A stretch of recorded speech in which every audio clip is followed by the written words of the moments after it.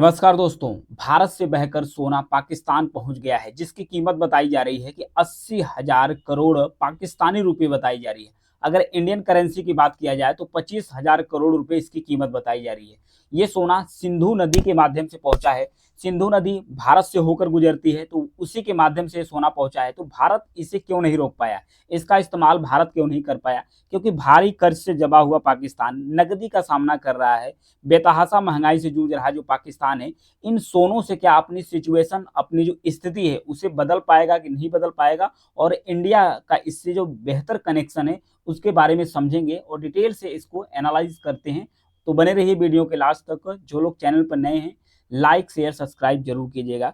तो आइए स्टार्ट करते हैं कि पाकिस्तान के अंदर कहाँ और कहाँ पर सोना, कहाँ कहाँ सोना मिला है, पहले भी मिल चुका है सोना, उसका इस्तेमाल कितना पाकिस्तान कर पाया है, नहीं कर पाया है, आगे क्या कर पाएगा। तो यहाँ पर देखिए बताया गया है कि करीब इसकी जो कीमत है, जो इंडस रिवर्स यानी जो सिंधु नदी में मिला है, 2.86 बिलियन डॉलर्स है। यानी कि पाकिस्तानी करेंसी में बात किया गया तो 80,000 करोड़ रुपए। अब फिर वही इंडियन करेंसी में बात किया जाए तो 25,000 करोड़ रुपए इसकी जो कीमत है ये मिला है।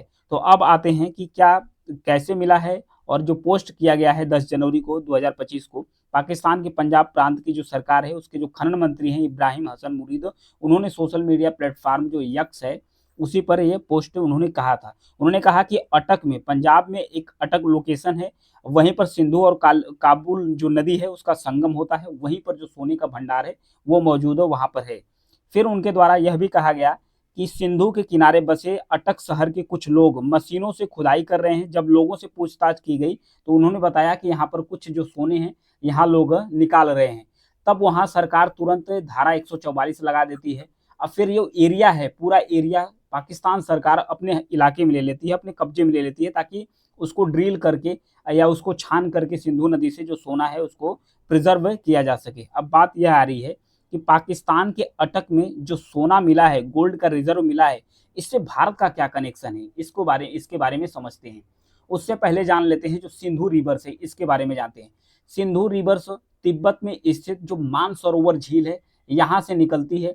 यहाँ से निकलने के बाद भारत का जो लेह लद्दाख का इलाका है, यहाँ से होते हुए जम्मू कश्मीर होते हुए पाकिस्तान के जो कब्जे वाला गिलगिट और बल्तिस्तान इलाका है, इससे होकर पाकिस्तान के पंजाब प्रांत जो अटक है, यहाँ पर काबुल रिवर है वो भी मिलती है, इससे होते हुए पाकिस्तान की कराची बंदरगाह से होते हुए अरब सागर में फ्लो करती है। तो ये था सिंधु नदी के बारे में।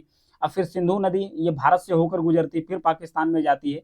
तो भारत से होकर गुजरती है तो जो गोल्ड है ये भारत को मिलना चाहिए, भारत को कैप्चर करना चाहिए, लेकिन पाकिस्तान इसे कैप्चर क्यों कर रहा है? इसका सबसे बड़ा रीजन यह बताया जा रहा है। इसका कुछ कनेक्शन जो टेक्टोनिक प्लेट है उसको लेकर भी बताई गई। सबसे पहले इसके जो टेक्टोनिक प्लेट हैं उनके बारे में जान लेते हैं। यहाँ पर देखिए, ये जो टेक्टोनिक प्लेटों होते हैं, यहाँ पर एक यूरेशियन प्लेट है, नीचे है इंडियन प्लेट। जब ये इन दोनों में आपस में घिंचाव होता है, बीच में क्या था, बीच में था टेथिस सागर, बीच में टेथिस सागर था। जब दोनों के बीच में आपस में घिंचाव होता है, टकराव होता है, जब इंडियन प्लेट और यूरेशियन प्लेट एक दूसरे की तरफ चलते हैं, तो इन दोनों में जब आपस में टकराव होता है तो बीच में जो जो टेथिस सागर है ये सिंक्रोनाइज होना शुरू कर देता है, ये दबना शुरू कर देता है। जब ये दबना शुरू कर देता है तब इसका उत्थान शुरू हो जाता है। जब इसका उत्थान शुरू होता है तो यहीं पर निर्माण होता है हिमालय का। तो इस प्रक्रिया से इंडियन प्लेट और यूरेशियन प्लेट के टकराने से हिमालय का निर्माण होता है। हिमालय एक चट्टानी और पर्वतीय संरचना है। यहीं पर जो ग्लेशियर है, पहाड़ी संरचना है, तिब्बत का पठार है, यहीं से मानसरोवर झील है, यहीं से बहुत सारे जो रिवर है ये निकलकर जाती है, पर्वतों से निकलकर मैदानों की तरफ जो रिवर है ये बहती है। इसी में से एक है सिंधु रिवर। सिंधु रिवर भी पर्वतीय क्षेत्रों से होकर कहाँ बहती है, पाकिस्तान की तरफ ये जाती है, फ्लो करती है। तो अब बात यह है कि भारत सरकार इसे प्रिजर्व क्यों नहीं कर पाई, पाकिस्तान के पास ये कैसे मिला। तो यहाँ आते हैं मैप पर आते हैं। तो भारत में जो लेह लद्दाख है यह है पर्वतीय इलाका। और फिर यहाँ में जो फ्लो है, जो सिंधु नदी है इसका जो फ्लो है ये तेज है, पानी की जो गति है वो तेज है। तो जो चट्टानी संरचना होती है, तो चट्टानी संरचना में तांबे हैं, तांबे के मिनरल के साथ कुछ पॉइंट्स में सोने भी मिलते हैं। तो ये जो मिनरल है बहुत तेजी से, नदी का धारा तेज है तो फ्लो करते हुए जाती है। फिर पाकिस्तान के अंदर जब अटक में प्रवेश करती है, वहां के बाद पाकिस्तान में धीरे से जो मैदानी का इलाका आ जाता है पंजाब प्रांत में, जब मैदानी इलाका आ जाता है तो ध्यान रखिएगा, भारत में भी जो पंजाब प्रांत है पाकिस्तान में जब बंटवारा हुआ था तो कुछ हिस्सा पाकिस्तान में चला गया था। तो यहाँ पर देखिए, तो जो मैदानी इलाका है तो यहाँ पर नदी हो जाती है स्लो, क्योंकि ऊंचाई भी कम होती है, नदी होती है, पर्वत क्षेत्र से गुजरती नहीं है। तो जब जब यहाँ पर नदी स्लो हो जाती है तो जो मिनरल्स होते हैं वो नदी के तट के किनारे इकट्ठा होना शुरू कर देते हैं। जब इकट्ठा होना शुरू कर देते हैं तो चाहे उसमें कुछ भी मिनरल, कई सारे धातु मिल सकते हैं, उसी का नतीजा यह बताया जा रहा है कि जो धातु हैं वो यहाँ पर मिला हुआ है, उस धातु में सोना मिला हुआ है। तो जो गोल्ड रिजर्व है ये पाकिस्तान में अब मिलना शुरू हो जा रहा है। पहले भी मिल चुका है पाकिस्तान में, लेकिन पाकिस्तान उसका इस्तेमाल नहीं कर पाया है। यहाँ पर देखिए ध्यान से कि जो लद्दाख और लेह लद्दाख का इलाका है, जम्मू कश्मीर का इलाका, जो हिमालय का जो पर्वतीय क्षेत्र है, इस पर्वतीय क्षेत्र में मशीन इंडस्ट्री लगाना काफ़ी ज़्यादा महंगा है, ये पॉसिबल नहीं है। इसलिए भारत सरकार इस पानी की फ्लो को यहाँ पर मशीन लगाकर भी जो मिनरल्स है उसको रोक नहीं सकती है, क्योंकि बहुत ज़्यादा मुश्किलों का सामना करना पड़ सकता है। इसलिए भारत इन गोल्ड मिनरल्स को रोक नहीं पाई। पाकिस्तान में पानी स्लो हो गया तो पाकिस्तान यहाँ पर निकाल सकती है। इवन इससे पहले भी पाकिस्तान का जो यहाँ पर बलूचिस्तान प्रांत है, यहाँ पर भी बताया गया था कि जो गोल्ड रिजर्व है ये मिला था। जब गोल्ड रिजर्व मिला था तो पाकिस्तान ने इन्वाइट किया किसको? चाइना को इन्वाइट किया कि आप यहाँ पर आइए, अपनी कंपनी के माध्यम से यहाँ का जो गोल्ड है आप इसका दोहन कीजिए, ताकि पाकिस्तान को भी फायदा हो, आपको भी फायदा है। चाइना के कई सारे कंपनी ने इसका दोहन करना शुरू कर दिया। तो बहुत रेयरेस्ट केस में जो सोना है वो मिलना शुरू कर दिया। इसमें बताया जाता है कि अगर बहुत ज़्यादा मिनरल्स है, तांबे का रिजर्व है, तो बहुत बड़ा अगर रिजर्व होता है तो उसमें 0.1% और उसके बाद या तो 0.2% तक उम्मीद रहती है कि जो गोल्ड है तांबे के साथ मिल सकता है। तो बहुत ज़्यादा फायदा नहीं हुआ है।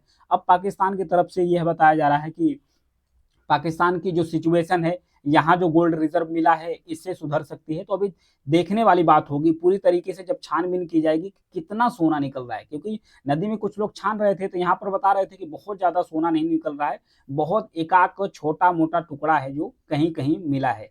तो अब पाकिस्तान की उम्मीद है, क्योंकि पाकिस्तान के पास जितना भी इनकम है, जो भी कर्ज लेकर रखा है पाकिस्तान के द्वारा, उस कर्ज को चुकाने के लिए जो ब्याज आता है उसको देने के लिए ही पाकिस्तान के अंदर पैसा बचा हुआ है। पाकिस्तान में जो डॉलर है, डॉलर की कीमत कितनी हो गई है? $1 की कीमत करीब पाकिस्तान में 280 रुपये हो गई। यानी पाकिस्तान की जो करेंसी है काफ़ी ज़्यादा डाउनफॉल हो चुकी है। तो ये जो डिपॉजिट मिला है इससे पाकिस्तान अपनी जो सिचुएशन है इसको किस हद तक डील कर पाएगा कि नहीं कर पाएगा, और भारत ने इसका निष्कर्षण क्यों नहीं किया उसके बारे में भी बताया कि जो भारत है इसका निष्कर्षण क्यों नहीं कर पाया है। तो ये था, सिंधु नदी के बारे में भी बताया और किस तरीके से इसका निर्माण हुआ था उसके बारे में बताया, और जो रिजर्व है, रिजर्व का फायदा कितना ज़्यादा पाकिस्तान को होने वाला है उसके बारे में भी बताया। कुछ सारी कंपनियां हैं उसके बारे में थोड़ा जिक्र कर लेते हैं पाकिस्तान के अंदर जिसने प्रोजेक्ट चलाया था। यहाँ पर देखिए 3 बड़े प्रोजेक्ट पाकिस्तान के अंदर चलाए गए थे।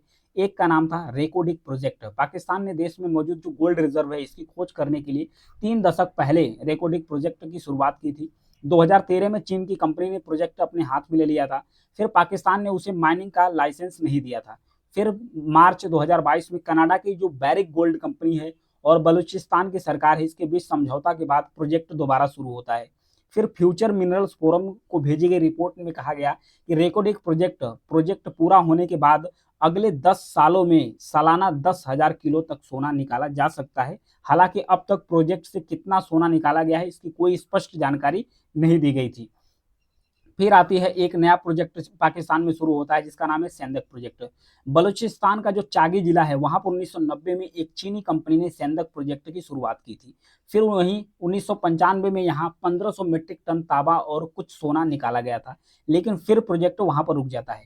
फिर आती है 2003 में चीन की एक मेटलर्जिक कंस्ट्रक्शन कारपोरेशन ने प्रोजेक्ट शुरू किया था। वहां 2021 आते आते लगभग 16,000 मीट्रिक टन तांबा निकाला गया था, लेकिन रिपोर्ट में सोने का किसी प्रकार का जिक्र नहीं किया गया। अब चाइना भी वहां से अपना हाथ पीछे खींच लिया था, क्योंकि कहा जा रहा है कि कुछ तो वहां पर जो सोना है कुछ तो निकलेगा, लेकिन जो पैसा है बहुत ज्यादा वेस्ट होगा। तो अब बात यह है कि सिंधु नदी से जो सोना निकलेगा वो कितना हद तक सही है, कि कितना गोल्ड रिजर्व निकल पाएगा और कितना कीमत का होगा, क्या इसका निष्कर्षण सही हो पाएगा, पाकिस्तान स्थिति सुधार पाएगी कि नहीं सुधार पाएगी, भारत उसे क्यों नहीं रोक पाया, उस कंडीशन के बारे में भी बताया।